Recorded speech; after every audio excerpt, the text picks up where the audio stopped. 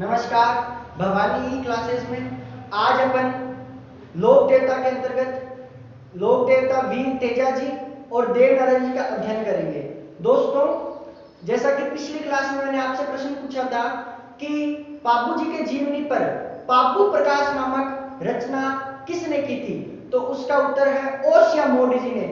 तो आप वीडियो को पूरा देखिए और अंत तक देखिए, तभी आपको फायदा मिलेगा। ऐसे आप लिंक पर आते हो, 1 सेकंड देख के चले जाते हो, इससे आपका कोई फायदा नहीं होने वाला। अभी आपको मौका मिला है तो आप इसका भरपूर फायदा उठाइए। और मैंने ये पूछा था, जो मेहजी मंगलिया है, इनका प्रसिद्ध मेला भाद्रपद कृष्ण अष्टमी को अर्थात कृष्ण अष्टमी को बापीडी गांव जोधपुर में इनका प्रसिद्ध मेला भरता है और इनकी घोड़ी का नाम किरण काबरी था। मेरे कुछ दोस्तों ने इतने अच्छे जवाब दिए हैं, वो उन लोगों से कई आगे चले गए हैं जो तैयारी करना छोड़ रखी है। एक बार आप तैयारी में जुटिए और ये 15 से 20 मिनट के वीडियो जो आते हैं आप देखिए और इसके उत्तर आप देने की कोशिश करिए। आज पढ़ते हैं तेजा जी। सबसे बड़ा प्रश्न आता है, तेजा जी पंचपीर में शामिल नहीं है। रामदेव जी, पापू जी, गोगो जी, हड़बू जी, मेहा जी, मंगलिया, यही राजस्थान के वो 5 लोक देवता है जो पंचपीर में शामिल नहीं है। अब पढ़ते तेजा जी के बारे में। अब देखो, राजस्थान के 2 ऐसे लोक देवता हैं, तल्लीनाथ जी और वीर तेजा जी। ये दो ही ऐसे लोक देवता है जिनकी प्रसिद्धि किसी क्षेत्र विशेष में हुई है। आगे बढ़ते हैं, इनके किस क्षेत्र में प्रसिद्धि है, पहले इनके बारे में कुछ जानकारी है। इनका जन्म 1073 ईस्वी को खरनाल नागौर में हुआ था। इनके पिताजी का नाम तावड़ जी धोलिया जो जाट थे और इनको बक्सा राम भी बोला जाता था। इनकी माता का नाम राम कुंवरी था। इनकी माता का नाम क्या था? राम कुंवरी। और इनकी पत्नी का नाम था पेमल। और ये पेमल जहां की राजकुमारी थी वो थी राजा रामचंद्र की पुत्री और वो कहां की थी? पनेर अजमेर की। अब देखो दोस्तों, आप एक छोटी सी बात समझिए। तेजा जी की पत्नी कौन थी? पेमल। और पेमल का पीहर कहां था? पनेर। तो तेजा जी का ससुराल कहां हुआ? पनेर। और पनेर में ही वीर तेजा जी का प्रसिद्ध मंदिर, प्रसिद्ध क्या है? मंदिर। इस मंदिर की एक विशेषता है जो आरएस में पूछी गई थी, रिटन एग्जाम में पूछा गया था कि वीर तेजा जी का ऐसा कौन सा स्थान है जहां पर मंदिर का पुजारी माली जाति का होता है, तो ये वो मंदिर कौन सा है? पनेर में। और तो पनेर में जो तेजा जी का मंदिर है और इनके मंदिर को क्या बोला जाता है? थान। और उस थान में जो पुजारी होता है वो किस जाति का होता है? माली जाति का। बाकी राजस्थान में बूंदी, अजमेर और नागौर जहां भी तेजा जी का मंदिर होता है वहां उनका पुजारी कौन होता है? कुमार। कौन होता है? कुमार। तो ये एक अपवाद बात है कि जो पनेर जहां पर तेजा जी का ससुराल था वहां पर इनके मंदिर का पुजारी कौन होता है? माली। कौन होता है? माली। अब देखिए इनकी और प्रसिद्ध बातें। इनकी मृत्यु सुरसुरा नामक स्थान पर सर्प के दंशने से इनकी मृत्यु हो जाती है।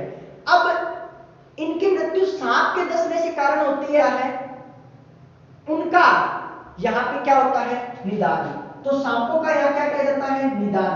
इस कारण इनको काला और एक रोग होता है नारू रोग, और उसका भी इनको क्या बोला जाता है?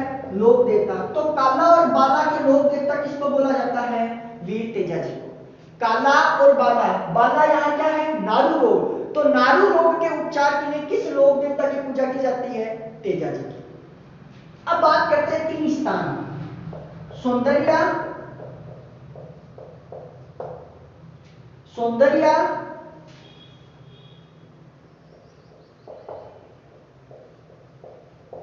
सुरसुरा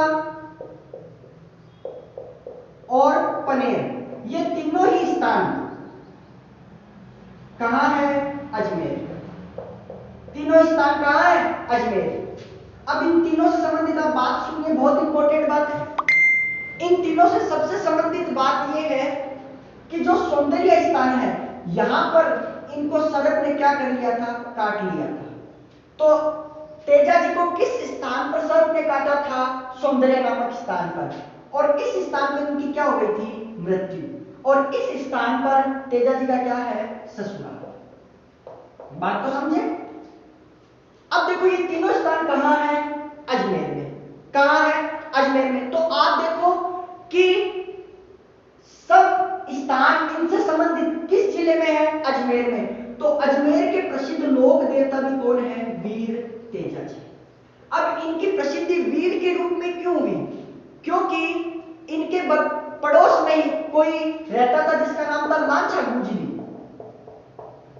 इसकी गायों को चुरा के कौन ले गया था? मेव या मेर जाति के लोग। इन लांछा गुजरी की गायों को कौन ले गए थे? मेर या मेर जाति के लोग। जब ये लांछा गुजरी तेजा जी के पास जाती है और इस घटना के बारे में इनको विस्तृत जानकारी देती है, तो वीर तेजा जी ने इस जाति से लड़कर इसकी गायों की क्या करी थी? रक्षा। और गायों की रक्षा करते हुए इनकी गायों को छुड़ा के किसको दे दी थी? लांछा गुजरी।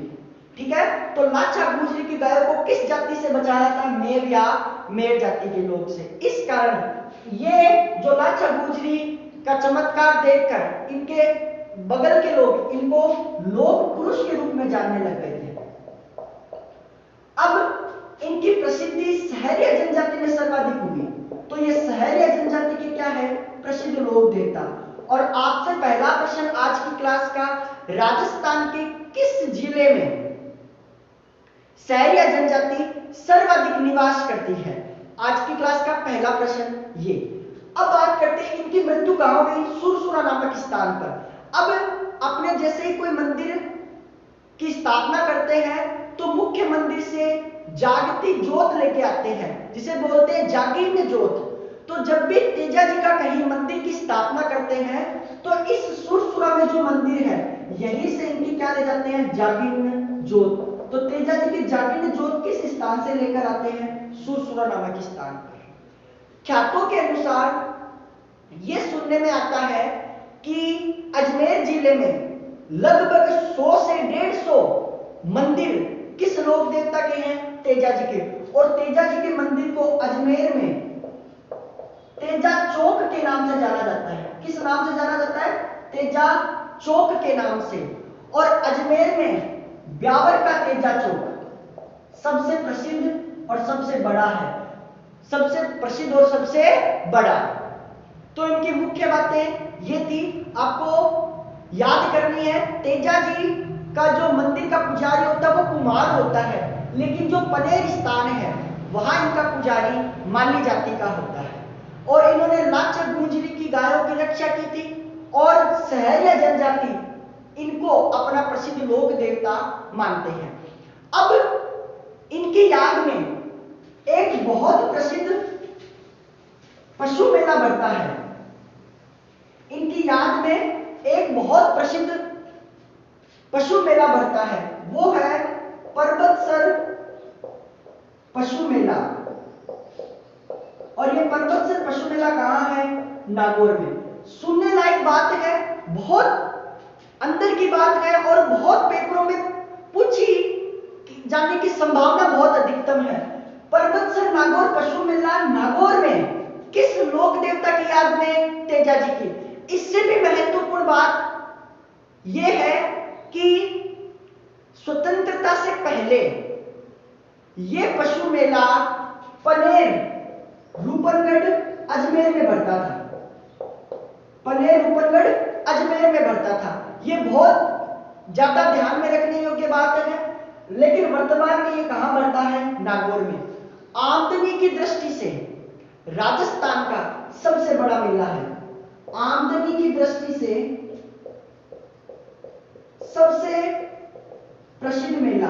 जो भी राजस्थान पुलिस के विद्यार्थी हैं उनकी सबसे महत्वपूर्ण बात यह है कि आमदनी की दृष्टि से, क्योंकि राजस्थान पुलिस में आजकल अच्छे प्रश्न भी पूछने लग गए हैं। तो आपको ये ध्यान रखना, आमदनी की दृष्टि से सबसे जो प्रसिद्ध मेला वो पर्वतसर नागौर है। और ये लगता कब है? ये लगता है तेजा दशमी के दिन।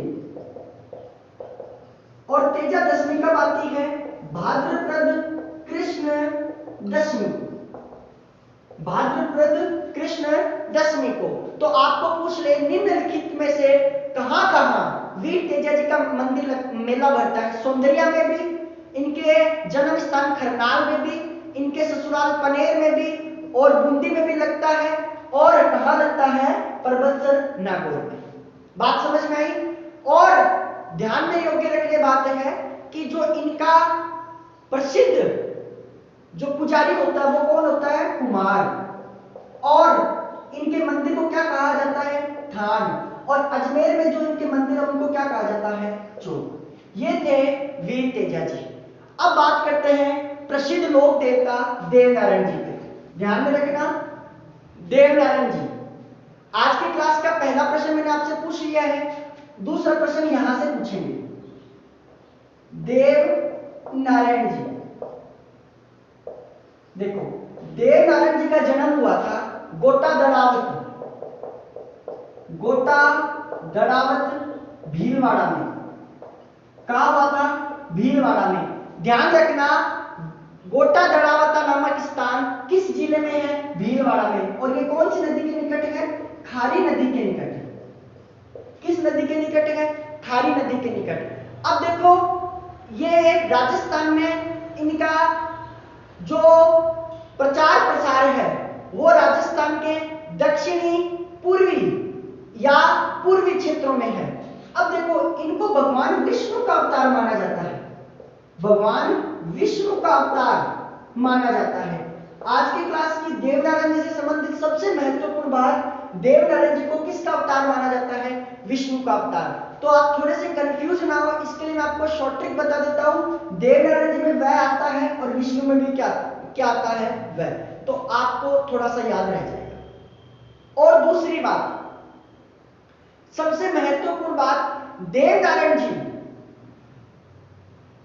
के मंदिर में ईंट की पूजा करते हैं। किसकी पूजा करते हैं? ईंट की पूजा। और इनका जन्म हुआ था लगभग 1300 ईस्वी के लगभग। इनका जन्म कब हुआ था? 1300 ईस्वी के लगभग। इनका मेला गोटा दड़ावता के अलावा देवधाम